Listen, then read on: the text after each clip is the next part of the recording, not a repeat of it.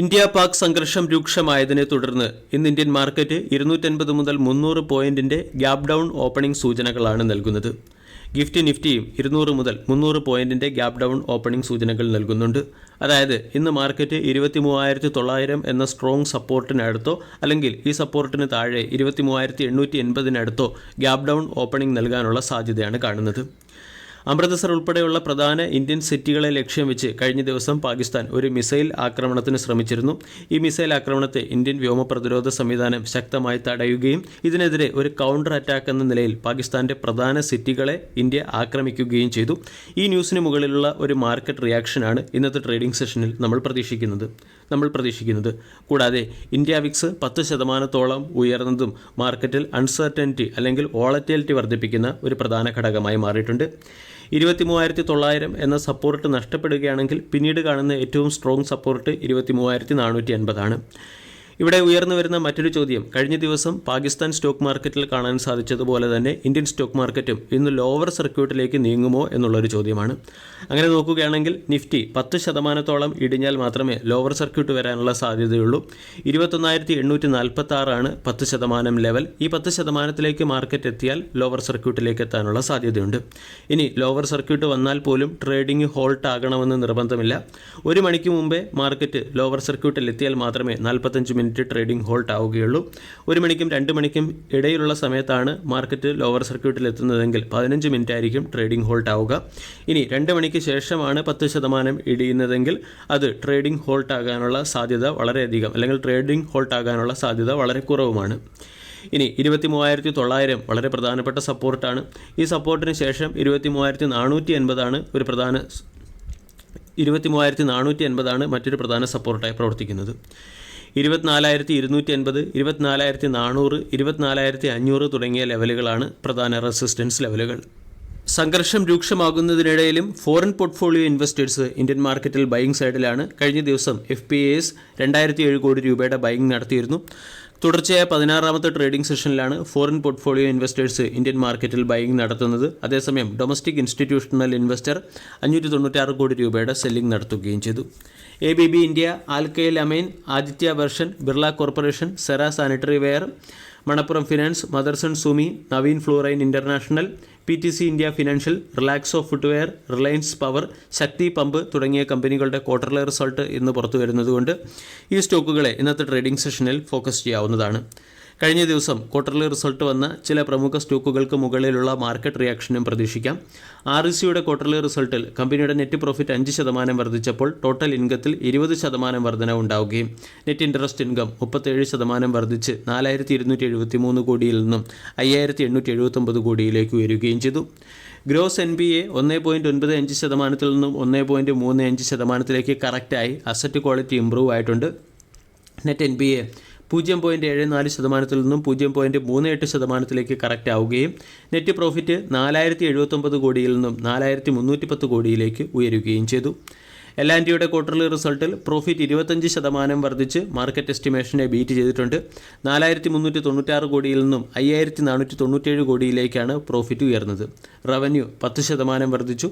EBITDA 13% വർദ്ധിച്ചു. Profit margin 10.8% നിന്നും 11% ഉയർന്നു. ബയോകോണിൻ്റെ ക്വാർട്ടർലി റിസൾട്ടിൽ കമ്പനിയുടെ പ്രോഫിറ്റ് 184% ഉയർന്ന് മാർക്കറ്റ് എസ്റ്റിമേഷനെ ബീറ്റ് ചെയ്തു. 135 കോടിയിൽ നിന്നും 344 കോടിയിലേക്ക് പ്രോഫിറ്റ് ഉയർന്നപ്പോൾ റവന്യൂ 12% വർദ്ധിച്ച് 3,917 കോടിയിൽ നിന്നും 4,417 കോടിയിലേക്ക് ഉയർന്നു. ജനറിക് ബിസിനസ്സിൽ 46% വളർച്ച കമ്പനി ഇയർ ഓൺ ഇയറിൽ കൈവരിക്കുകയും ചെയ്തിട്ടുണ്ട്.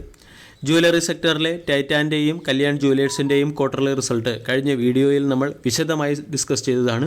ടൈറ്റാൻ്റെ ക്വാർട്ടർലി റിസൾട്ടിൽ നെറ്റ് പ്രോഫിറ്റ് 13% ഉയരുകയും റവന്യൂ 19% ഉയരുകയും EBITDA 29% ഉയരുകയും മാർജിൻ 10% ഉയരുകയും ക്വാർട്ടർലി റിസൾട്ടിനോടനുബന്ധിച്ച് 11 രൂപ പെർ ഷെയർ എന്ന റേറ്റിൽ കമ്പനി ഡിവിഡൻഡ് പ്രഖ്യാപിക്കുകയും ചെയ്തിട്ടുണ്ട്. കല്യാൺ ജുവലേഴ്സിൻ്റെ ക്വാർട്ടർലി റിസൾട്ടിൽ നെറ്റ് പ്രോഫിറ്റ് 36% ഉയർന്ന് 138 കോടിയിൽ നിന്ന് 188 കോടിയിലേക്ക് എത്തി. കൂടാതെ റവന്യൂ 36% ഉയരുകയും EBITDA 34% ഉയരുകയും ചെയ്തിട്ടുണ്ട്. ജിൻഡാൽ സ്റ്റെയിൻലെസ്സിൻ്റെ ക്വാർട്ടർലി റിസൾട്ടിൽ കമ്പനിയുടെ നെറ്റ് പ്രോഫിറ്റ് 18% ഉയർന്ന് 501 കോടിയിൽ നിന്നും 591 കോടിയിലേക്കെത്തി. റവന്യൂ 8% വർദ്ധിച്ച് 9484 നിന്നും 10198 കോടിയിലേക്ക് എത്തിയിട്ടുണ്ട്. പിഡിലൈറ്റ് ഇൻഡസ്ട്രീസിൻ്റെ നെറ്റ് പ്രോഫിറ്റ് 40% വർദ്ധിച്ച് 300 കോടിയിൽ നിന്നും 422 കോടിയിലേക്കെത്തി. റവന്യൂ 8% വർദ്ധിച്ച് 2902 കോടിയിൽ നിന്നും 3141 കോടിയിലേക്കെത്തി. ദിലീപ് ബിൽഡ്കോണിൻ്റെ ക്വാർട്ടർലി റിസൾട്ടിൽ റവന്യൂ 8% ഇടിഞ്ഞെങ്കിലും പ്രോഫിറ്റ് 1000% വർദ്ധിച്ചത്. 2% നിന്നും 277 കോടിയിലേക്ക് പ്രോഫിറ്റ് ഉയർന്നു. എബിറ്റ 100% വർദ്ധിച്ച് 329 കോടിയിൽ നിന്നും 661 കോടിയിലേക്ക് എത്തുകയും എബിറ്റ മാർജിൻ 21% ഉയരുകയും ചെയ്തു. ബ്രിട്ടാനിയ ഇൻഡസ്ട്രീസിൻ്റെ ക്വാർട്ടർലി റിസൾട്ടിൽ റവന്യൂ 9% വർദ്ധിച്ചപ്പോൾ പ്രോഫിറ്റ് 4% വർദ്ധിച്ചു. എബിറ്റ 2.3% വർദ്ധിച്ചു. അതേസമയം മാർജിൻ 19.4 നിന്നും 18.2 ഇടിഞ്ഞു. 538 കോടിയിൽ നിന്നും 560 കോടിയിലേക്കാണ് പ്രോഫിറ്റ് ഉയർന്നത്. മാർക്കറ്റ് എസ്റ്റിമേഷനെ ബീറ്റ് ചെയ്ത ക്വാർട്ടർലി റിസൾട്ട് കമ്പനിക്ക് കാഴ്ചവെക്കാൻ സാധിച്ചിട്ടുണ്ട്. കമ്പനിയുടെ റവന്യൂ 9% ഉയരുകയും ചെയ്തു. ആരതി ഇൻഡസ്ട്രീസിൻ്റെ റവന്യൂ 9% വർദ്ധിച്ചെങ്കിലും പ്രോഫിറ്റ് 27% ഇടിഞ്ഞു. ഫൈൻ ഓർഗാനിക്സിലും സമാനമായ അവസ്ഥയാണ് കാണുന്നത്.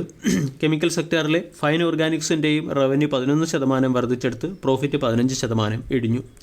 ആരതി ഇൻഡസ്ട്രീസിൻ്റെ എബിറ്റ 5% ഇടിഞ്ഞപ്പോൾ ഫൈൻ ഓർഗാനിക്സിൻ്റെ എബിറ്റ 16% ഇടിഞ്ഞത്.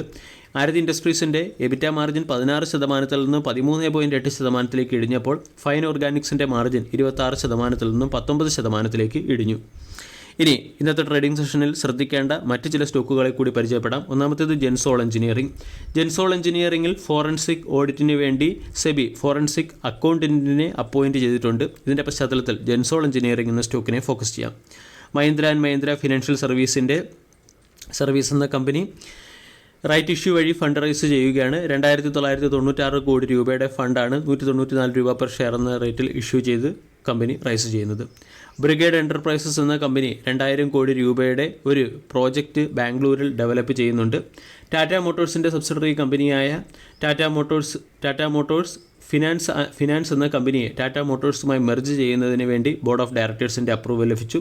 ഭാരത് പെട്രോളിയം കോർപ്പറേഷൻ എന്ന കമ്പനിക്ക് മധ്യപ്രദേശ്, മഹാരാഷ്ട്ര തുടങ്ങിയ സംസ്ഥാനങ്ങളിൽ നിന്നും 100 മെഗാവാട്ടിൻ്റെയും 50 മെഗാവാട്ടിൻ്റെയും വിൻഡ് ഫാം ഡെവലപ്പ് ചെയ്യാനുള്ള ഓർഡർ ലഭിച്ചിട്ടുണ്ട്. ബിർള കോർപ്പറേഷൻ എന്ന കമ്പനിയുടെ business expansion point of view അല്ലെങ്കിൽ capital expenditure point of view നമ്മൾക്ക് ഫോക്കസ് ചെയ്യാവുന്നതാണ്. കമ്പനിയുടെ മധ്യപ്രദേശിലും ഉത്തർപ്രദേശിലുമുള്ള മാനുഫാക്ചറിംഗ് പ്ലാന്റിൻ്റെ capacity 3.70 metric tonne per annum എന്ന റേറ്റിലേക്ക്, grinding capacity 3.70 metric tonne per annum എന്ന റേറ്റിലേക്ക് ഉയർത്താൻ തീരുമാനിച്ചു. വീഡിയോ എല്ലാവർക്കും ഇഷ്ടമായി എന്ന് വിശ്വസിക്കുന്നു.